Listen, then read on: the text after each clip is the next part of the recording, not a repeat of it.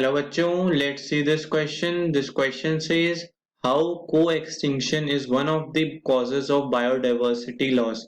तो हमें बताना है कि co-extinction जो है वो biodiversity loss का कारण कैसे है. So let's see the key concept here. Key concept देख लेते हैं. Key concept here is biodiversity loss. Biodiversity loss. ये होती कैसे है? व्हाट इज बायोडाइवर्सिटी, पहले वो देख लेते हैं. Biodiversity is the diversity exist मतलब किस्म किस्म की प्रजातियां रहती हैं from species level to biome level तक रहती हैं.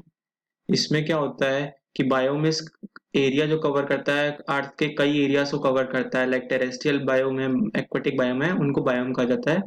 और टू मैक्रो मॉलिक्यूल्स लेवल तक, मतलब मैक्रो मॉलिक्यूल्स लेवल तक ये बायोडाइवर्सिटी में आते हैं. तो बायोडाइवर्सिटी के लॉस कैसा होता है? बायोडाइवर्सिटी के लॉस के मेनली 4 कारण हो सकते हैं. वन इज हैबिटेट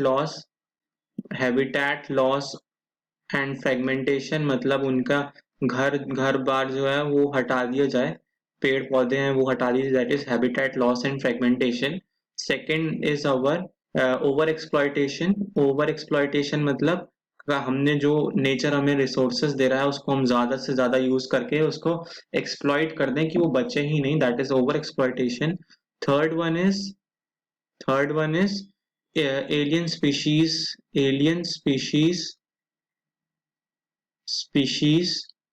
इन्वेजन, मतलब जो स्पीशीज इंडिजिनस नहीं है, नेटिव नहीं है, उनको किसी बाहर के देश से, बाहर के एरिया से उनको लाया गया है for purpose of medicinal purpose के लिए हो सकती हैं या फिर किसी ऑर्नामेंटल पर्पस के लिए हो सकती हैं, एंड वो नेटिव स्पीशीज को, आसपास की स्पीशीज को या एनवायरनमेंट को हार्म करने लगे, that are alien species in इनहैबिटेशन.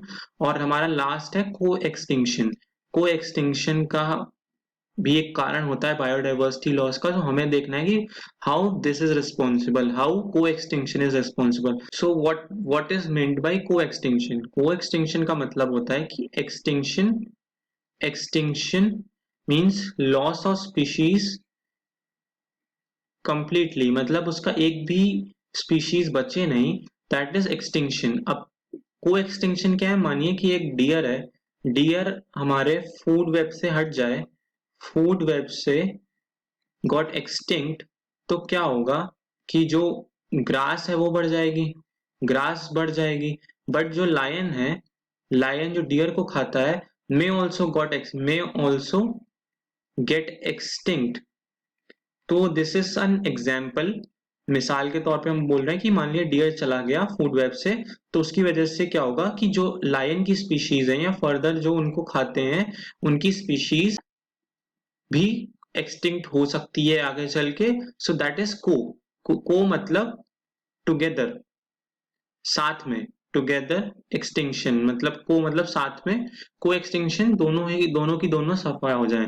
अब मानिए कि अब एक फिश मान लीजिए, वी हैव अ फिश. अब मानिए फिश जो थी, फिश फूड वेब से हट जाए, तो फिश के अंदर जो पैरासाइट्स थे, पैरासाइट्स विद इन फिश, वो भी क्या होंगे? फूड वेब से हट जाएंगे. With in fish also get extinct. Okay, so now मानिए कि कोई प्लांट है.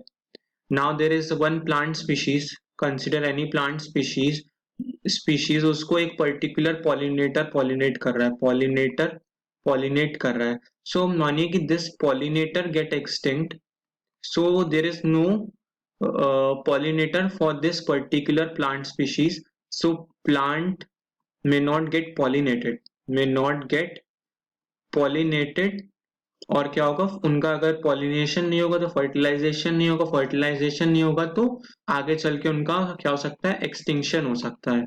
So this is known as coextinction, मतलब पॉलिनेटर गया तो प्लांट भी जाएगा, फिश गई तो उसके अंदर के पैरासाइट्स भी जाएंगे, और अगर डियर चला गया मान लीजिए तो उसके खाने वाले लायन भी सरवाइव नहीं करेंगे. So hope you all understood this question well. Best of luck. Thank you.